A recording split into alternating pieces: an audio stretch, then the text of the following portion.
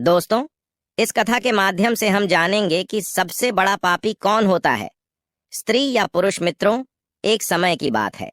एक बार भगवान भोले बाबा और माता पार्वती दोनों कैलाश पर्वत के शिखर पर विश्राम कर रहे थे। तभी माता पार्वती के मन में एक प्रश्न उदय हुआ। माता पार्वती कहती है, हे स्वामी, आज मेरे मन में एक प्रश्न उठ रहे हैं। हमारे चैनल को यदि आप मेरे यह प्रश्न का उत्तर देकर आप मुझे संतुष्ट करेंगे तो मेरे मन को बहुत शांति मिलेगी। तब भगवान भोले बाबा जी कहते हैं, हे देवी, आपके मन में जो भी प्रश्न है आप निसंकोच होकर पूछ लीजिए, मैं आपकी शंका का निवारण अवश्य करूंगा। तब देवी पार्वती कहती हैं, हे स्वामी, आखिर इस दुनिया में सबसे बड़ा पापी कौन है, स्त्री या पुरुष? तब भगवान भोले बाबा ने बोला, हे देवी, आपके यह प्रश्न बहुत अत्यंत महत्वपूर्ण है, क्योंकि संसार में हर एक व्यक्ति कभी ना कभी कुछ ना कुछ पाप जरूर करते हैं, चाहे वह स्त्री हो या पुरुष। हे देवी, आपके प्रश्नों के उत्तर मैं एक कथा के माध्यम से बताता हूं, लेकिन आपको इस कथा को आखिरी तक ध्यान और मन लगाकर पूरा सुनना होगा, तभी आपको आपके प्रश्नों के उत्तर प्राप्त होंगे। तो दोस्तों, अगर आप भी इस प्रश्न का जवाब जानना चाहते हैं तो वीडियो में अंत तक जरूर बनी रहिएगा, क्योंकि आज हम इस वीडियो के माध्यम से आपको विस्तार पूर्वक बताएंगे कि आखिर इस संसार में सबसे बड़ा पापी कौन है। और दोस्तों, आप लोगों से निवेदन है कि वीडियो को लाइक करके चैनल को सब्सक्राइब करके बेल आइकन ऑल पर प्रेस कर लीजिएगा और कमेंट बॉक्स में हर हर महादेव अवश्य लिख दीजिएगा, जिससे महादेव की कृपया आप लोगों पर सदैव बनी रहे। दोस्तों, भगवान भोले बाबा कहते हैं, हे देवी, एक प्रसिद्ध नगर में एक राजा रहा करते थे। राजा और उनकी पत्नी दोनों मेरे ही बहुत बड़े भक्त थे। उन्होंने अपने महल में तोता मैना का एक जोड़ा पाल रखा था और उन दोनों को एक ही पिंजरे में रखा था। इसी तरह काफी समय बीत चुका था। दोस्तों, आपको लोगों तो अच्छी तरह से पता है कि पति पत्नी में कुछ कुछ बातों पर लड़ाई झगड़े जरूर होती रहती है। तो एक दिन मैना ने तोते से कहा, हे प्रीतम, संसार में पुरुष सबसे बड़े पापी होते हैं तथा पुरुष ही सबसे बड़े धोखेबाज होते हैं। मौका मिलने पर पुरुष कुछ भी कर देते हैं। ये सब बातें सुनकर तोता मैना से बोला, अपनी ये सब फालतू की बातें बंद करो। पुरुष इतने भी पापी नहीं हो सकते जितना स्त्रियां अपने जीवन में पाप करती हैं। स्त्रियां जितना धोखेबाज होती हैं उतना इस संसार में कोई दूसरा धोखेबाज नहीं होता। दोस्तों, फिर वह तोता अपनी मैना से कहता है, हे प्रीतम, स्त्रियों से बड़ा पापी इस संसार में कोई नहीं होता है। ये स्वार्थ के लिए अपने सगे संबंधियों का भी हत्या करवा देती है। या तक कि कोई कोई स्त्रियां तो अपने पति का भी हत्या करवा देती हैं। दोस्तों, ये सब सुनने के बाद तोता और मैना में जमकर लड़ाई होने लगी। राजा वहीं पर खड़ा होकर यह सब देख रहा था। राजा ने तोता और मैना से पूछा, तुम दोनों क्यों लड़ रहे हो? किस बात पर तुम दोनों बाहिस कर रहे हो? तभी मैना ने उत्तर देते हुए राजा से कहा, हे राजन, ये मान नहीं रहे हैं कि दुनिया में सबसे बड़ा पापी पुरुष ही होता है। फिर तोते ने जवाब दिया कि मैं कैसे मान सकता हूं, क्योंकि इस संसार में सबसे बड़े पापी तो स्त्रियां ही होती हैं। फिर राजा ने दोनों से कहा, तुम दोनों किस आधार पर ऐसा कह रहे हो? तब मैना ने उदाहरण देते हुए एक कथा सुनना आरंभ करती है और कहती है, हे राजन, एक गांव में एक सेठ जी रहा करते थे। वह बड़े धन दौलत वाले थे, लेकिन उनका बेटा जो था वह घमंडी और बिगड़ा हुआ इंसान था। सेठ का बेटा दारू और जुआ खेलने का यादी था। सेठ जी के बार बार समझने पर भी कुछ नहीं बदला। वह सेठ यह बात सोचते सोचते दुखी होकर अपने प्राण त्याग दिया। जब पिता जिंदा था तब उनका बेटा कम मात्रा में जुआ खेला करता था, लेकिन जब पिता की मृत्यु हुई तब से वह स्वतंत्र हो गया और बिना किसी चिंता के दिन रात जुआ खेलने लगा। धीरे धीरे करके वो जुए में सब कुछ हार गया और वह कंगाल हो गया। उसने फिर दोबारा लौटकर अपने गांव नहीं आया और किसी दूसरे गांव में चला गया। वह लड़का किसी सेठ के घर गया और उसने कहा, मुझे थोड़ा सा पानी मिलेगा क्या?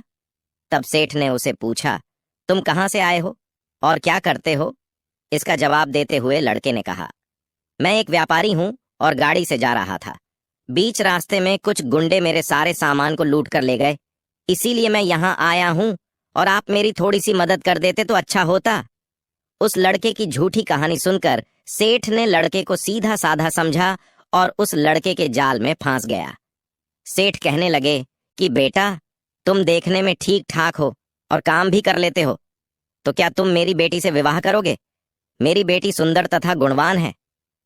यह बात सुनकर लड़के के मन में लड्डू फूटने लगा। वह बहुत प्रसन्न हुआ और कहने लगा, है सेठ, मैं तुम्हारी पुत्री को देखना चाहता हूं। तब वह सेठ अपनी पुत्री को आवाज देता है और उसकी पुत्री वहां पर आ जाती है। वह लाल रंग की साड़ी, गले में मोतियों से ज्यादा सोने का हार, हाथ में चूड़ियां पहनी होती है और अपने बाल को खुला करके राखी हुई थी।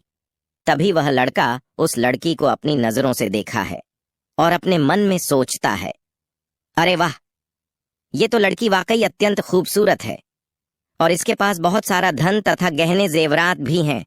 इससे विवाह न करना मेरी मूर्खता होगी। दोस्तों, वह लड़का अपने मन में ऐसा सोचकर उस सेठ से शादी के लिए हाँ बोल देता है। इसके बाद उन दोनों का विवाह हो जाता है। सेठ बहुत सारा पैसा देकर लड़की को शादी के जोड़े में उसे लड़के के साथ में विदा कर देता है। परंतु दोस्तों, वह लड़की शादी होने के बाद भी अपने बाल को ढक कर नहीं रखा करती थी। वह हमेशा अपने बालों को खोल कर ही रखती थी। दोस्तों, लड़के ने तो केवल पैसों के लिए ही उस लड़की के साथ विवाह किया था। विवाह के बाद वो लोग जब जा रहे होते हैं तो रास्ते में एक जंगल पड़ता है। तब लड़का उस लड़की से कहता है कि देखो, हम लोग जंगल की रास्तों से गुजर रहे हैं। कोई भी चोर तुम्हारी गहने तथा जेवर चुरा सकता है। तुम ऐसा करो कि अपने सारे जेवर मुझे उतार के दे दो।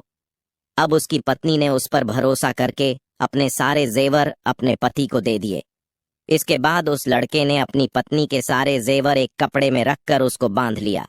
फिर एक पेड़ के नीचे विश्राम करने के लिए रुके। तब उस लालची लड़के ने अपनी पत्नी को एक कुएं में धकेल दिया ताकि वह कुएं में गिरने से मर जाएगी, और फिर लड़का वहां से भाग गया।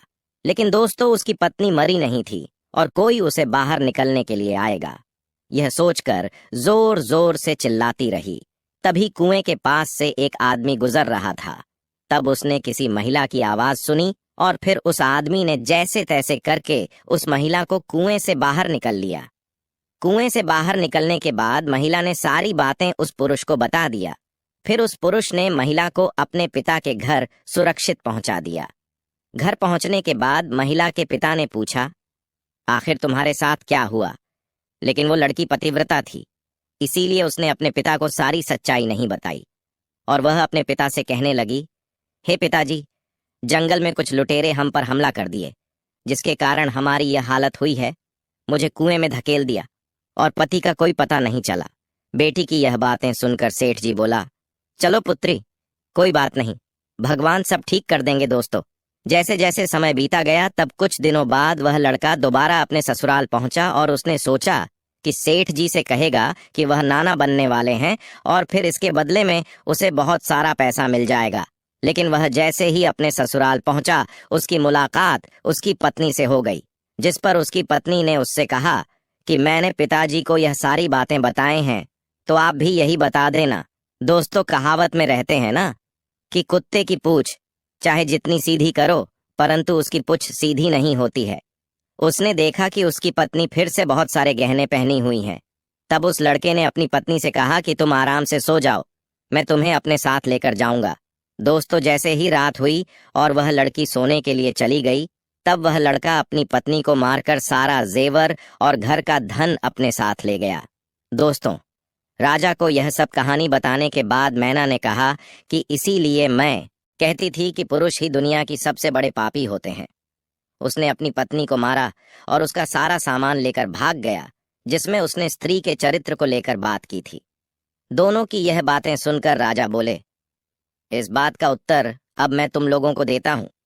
आखिर इस संसार में कौन सबसे बड़ा पापी होता है? राजा आगे कहते हैं कि जिस इंसान की सोच उसकी स्तर से नीचे गिर जाती है, वह इंसान सबसे बड़ा पापी होता है।